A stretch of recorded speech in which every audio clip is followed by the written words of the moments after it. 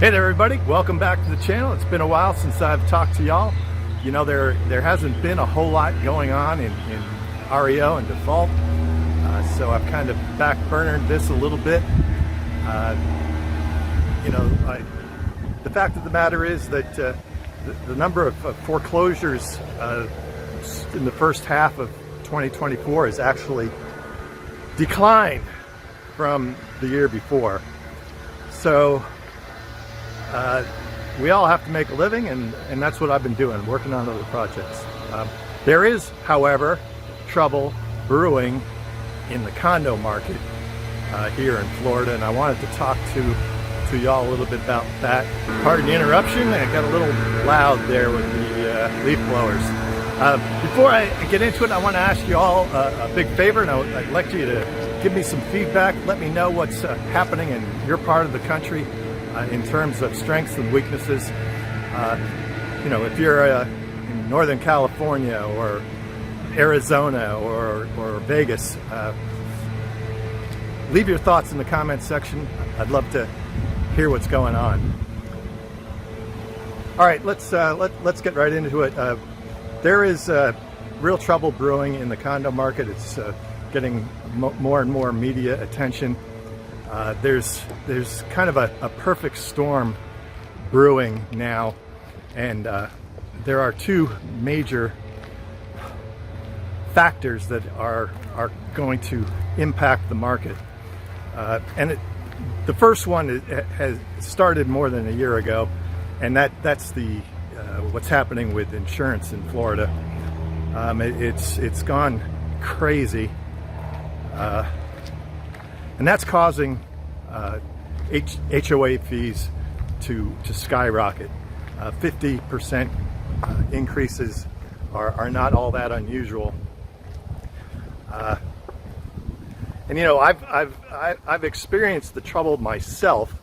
I sold my own condo at the end of last year, end of 2023, and had a hell of a time, frankly, doing it.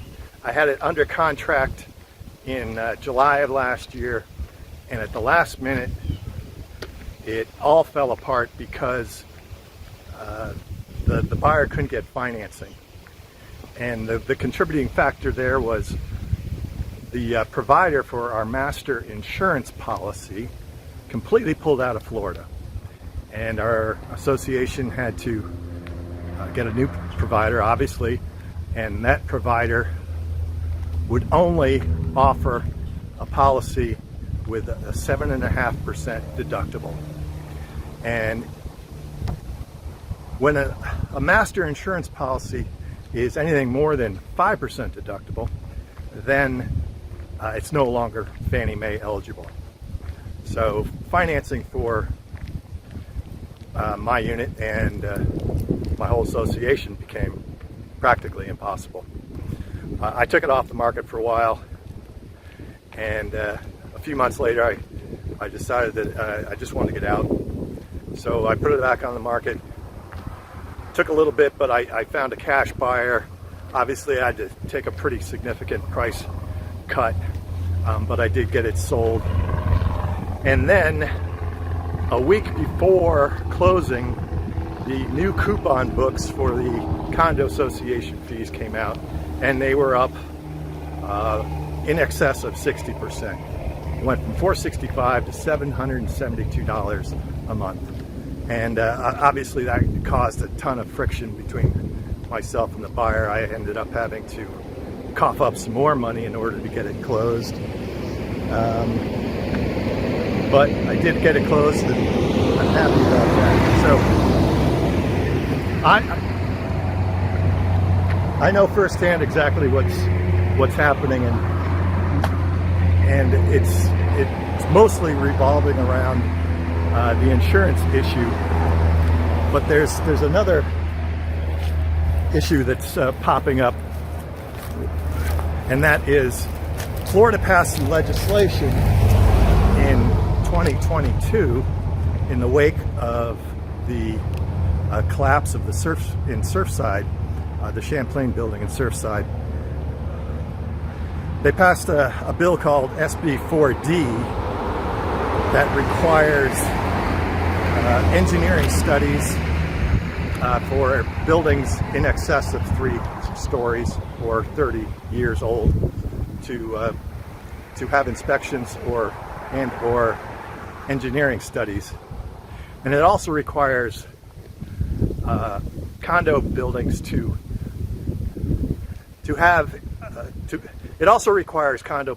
maintain capital reserves for repairs and maintenance, and many of them do not carry adequate reserves for that, and their deadline is 2025, which is only 4 months away or so.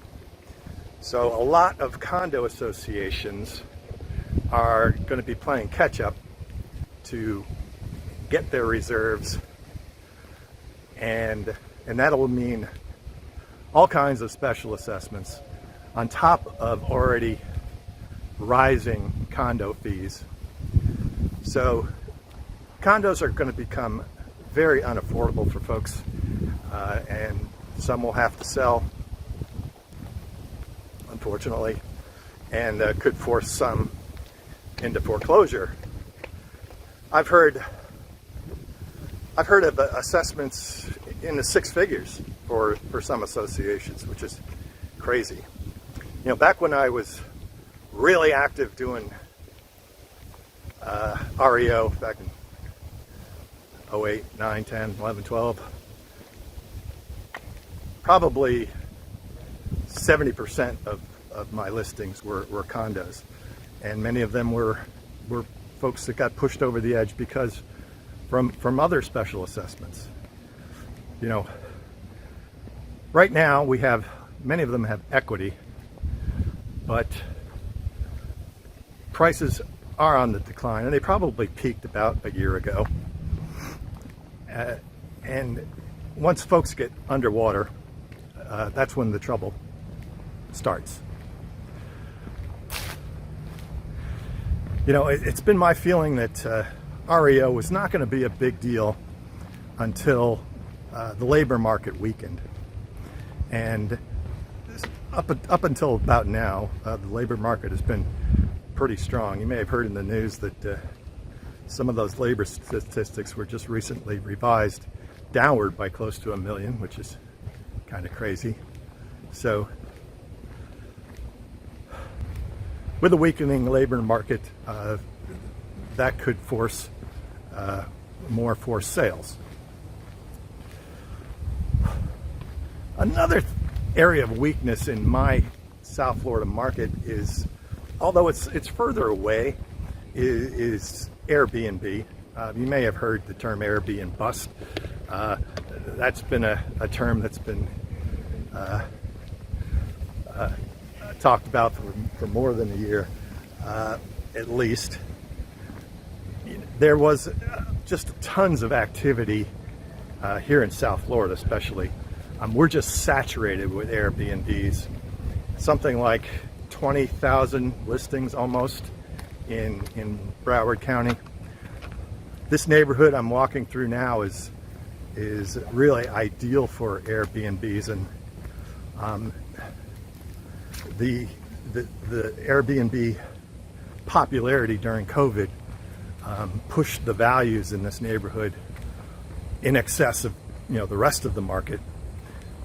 Folks were buying them like crazy, pushing values up more than double in 3 years of time or so.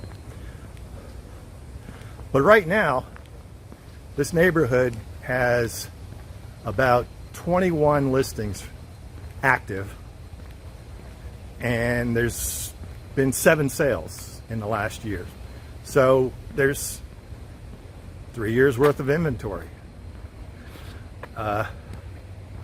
Prices haven't really declined, but price discovery hasn't really set in yet. There's no forced selling going on. In fact, there's tons of construction activity going on here. I kind of call this tear down city. There's a lot of older homes that where the land value far exceeded the worth of the home, so they get torn down. I've seen, a lot here, a dry lot is worth somewhere in the neighborhood of $800,000, and a waterfront lot could be 2, 3, or higher. There's just a ton of there's still a ton of optimism anyway, even though nothing's selling. So that's what's happening here in South Florida. Again, I'd like to ask you all to let me know what's happening in your area. And I also want to thank you all for subscribing to my channel, even though I haven't been creating a ton of content lately. I appreciate your support, and hopefully I'll be making some more content for you soon. I'm Tom Day. This is the Default Agent Channel, and I look forward to talking to you next time. Bye.